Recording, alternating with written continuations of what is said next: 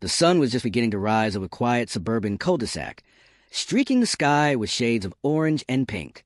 Daniel Moore, a hard-working electrician in his mid-40s, sipped his coffee as he looked out at the one thing he took the most pride in besides his family, his neat, brick-paved driveway. It wasn't extravagant, just clean, well-kept, and always clear.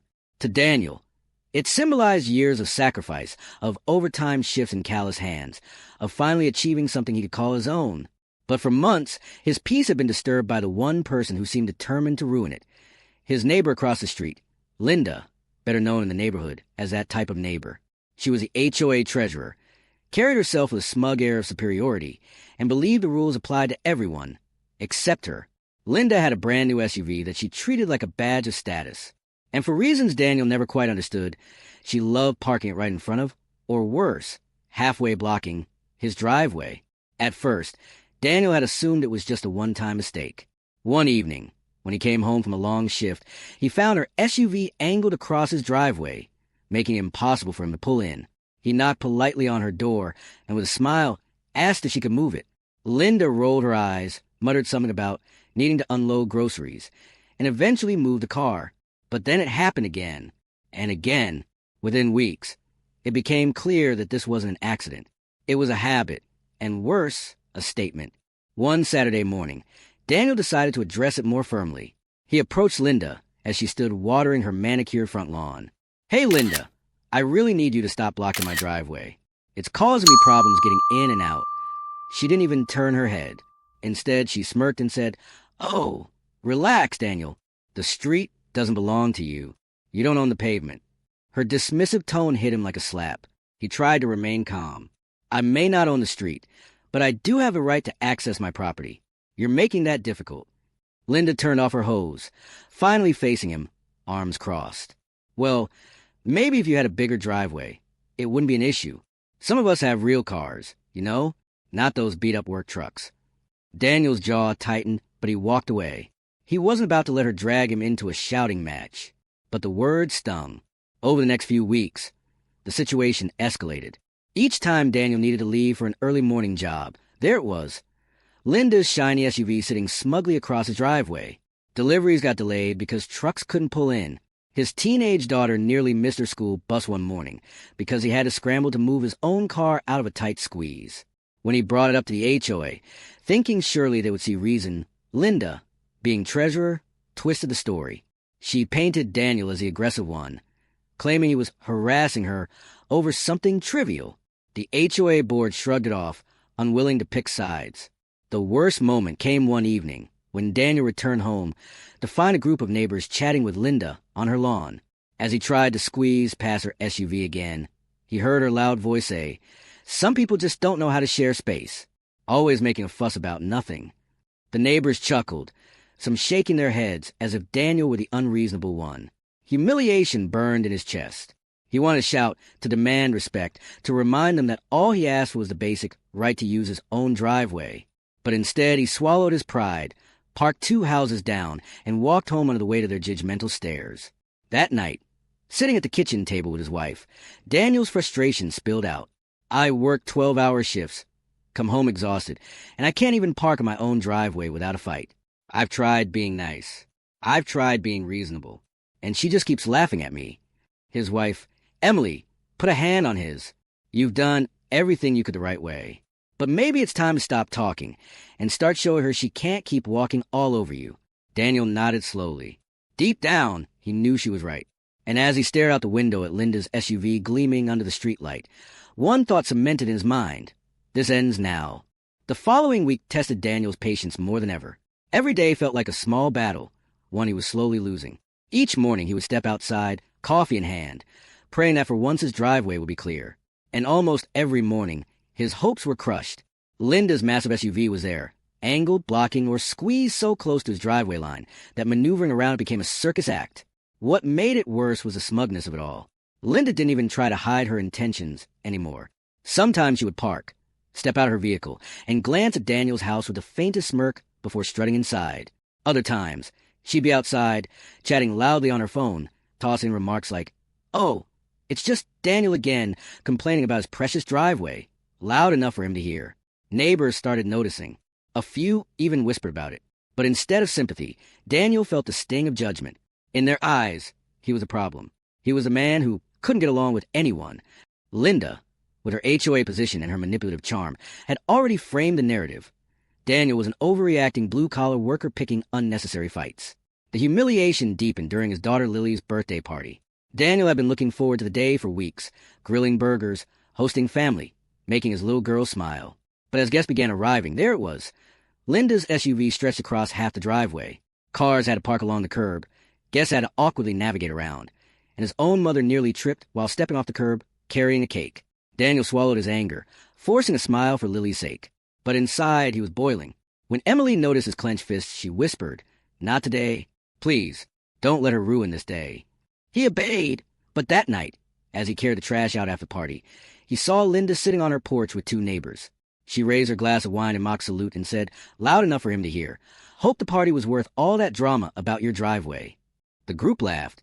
Daniel's face burned red in the dark. The final straw came one rainy Monday morning. Daniel had a big job across town, and he was already running late. As he stepped outside, umbrella in hand, his stomach dropped. Linda's SUV wasn't just blocking part of the driveway. It was sprawled across the entire thing, wheels practically kissing the garage door. Daniel marched across the street and pounded on her door. When Linda answered, she looked him up and down with fake innocence. "Oh, did I block you again? Oops.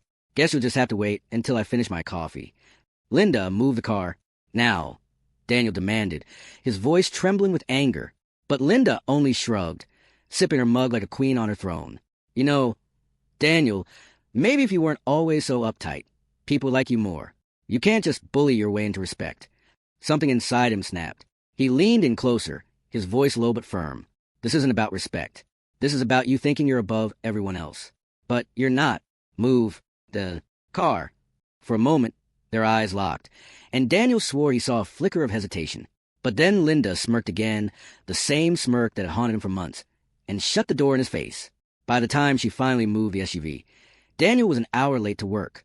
His boss wasn't happy, and the client had already called to complain. That night, Daniel came home exhausted, dripping wet from the downpour, only to find Linda chatting with two other HOA board members on her lawn. When he walked past, she muttered just loud enough, "Some people just can't handle living in a civilized neighborhood." The board members chuckled in agreement.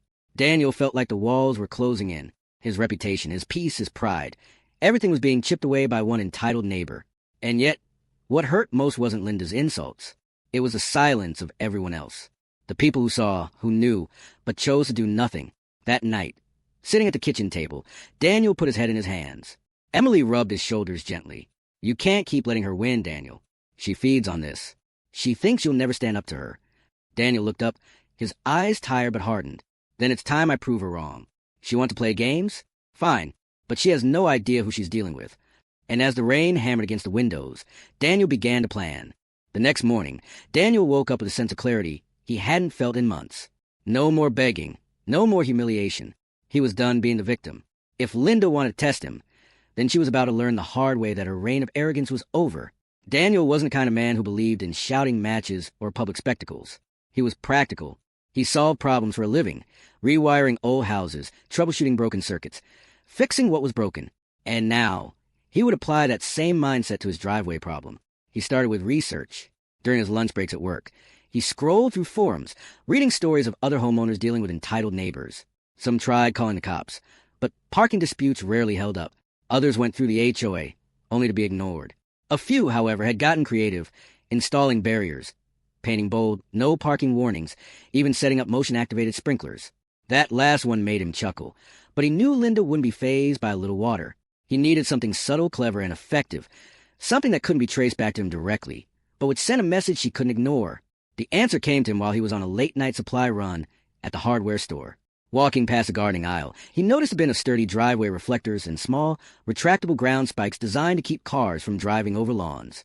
They were legal, they were discreet, and most importantly, they could make parking in his driveway an extremely uncomfortable experience. The plan formed instantly. That weekend, while Linda was out running errands, Daniel got to work. He carefully installed a row of retractable ground spikes right along the edge of his driveway, where Linda loved to creep her SUV's tires. They were nearly invisible from a distance, blending with the pavement. But the moment her car's weight pressed down, they would release a loud pop and a jolt strong enough to make anyone think twice about parking there again. He didn't stop there. Using his electrician skills, Daniel wired a small, motion-activated spotlight aimed at the driveway. Anytime someone lingered too close, the light would snap on, flooding the area with brightness. It wasn't illegal. It was just a security feature. But combined with the spikes, it made his driveway a no-go zone for anyone who thought of blocking it.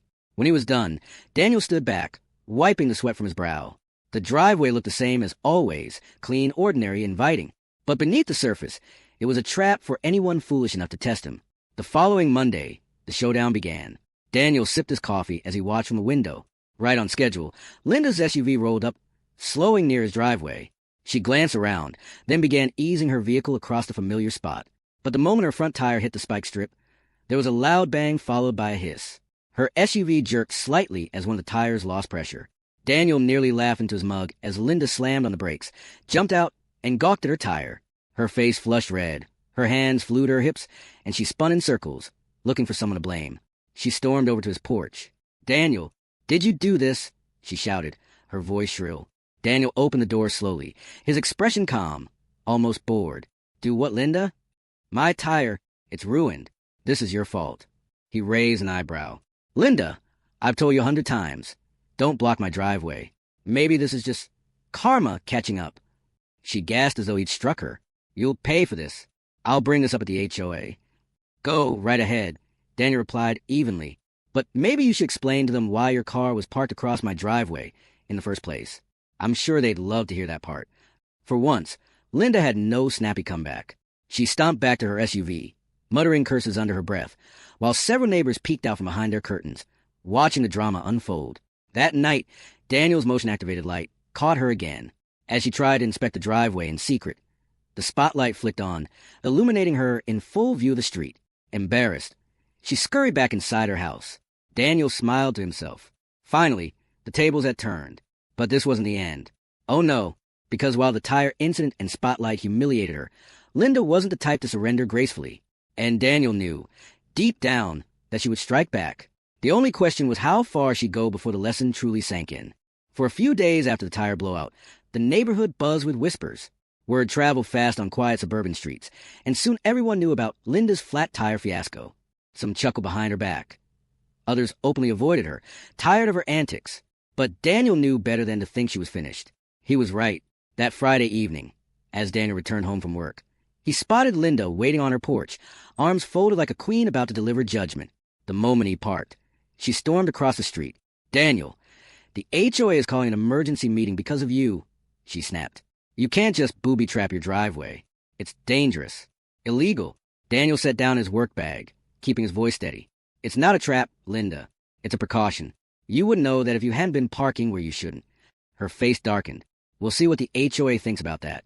That Sunday, the neighborhood gathered in the community hall. The atmosphere was thick with tension, as though everyone sensed a clash about to erupt.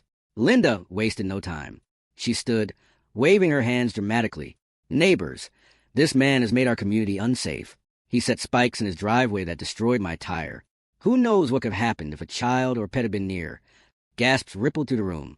Linda's words carried weight, until Daniel rose slowly from his chair. "With all due respect," he said firmly, "the real danger here is entitlement. I've asked Linda countless times not to block my driveway. I've been patient. I've been polite. And every time, she ignored me. So I added basic security measures to protect my property and my right to come and go freely." He paused, scanning the room. "The question isn't whether my driveway is safe. The question is, why does Linda think she has a right to park there in the first place?" Murmurs spread. A few neighbors nodded. Someone whispered, "He's right."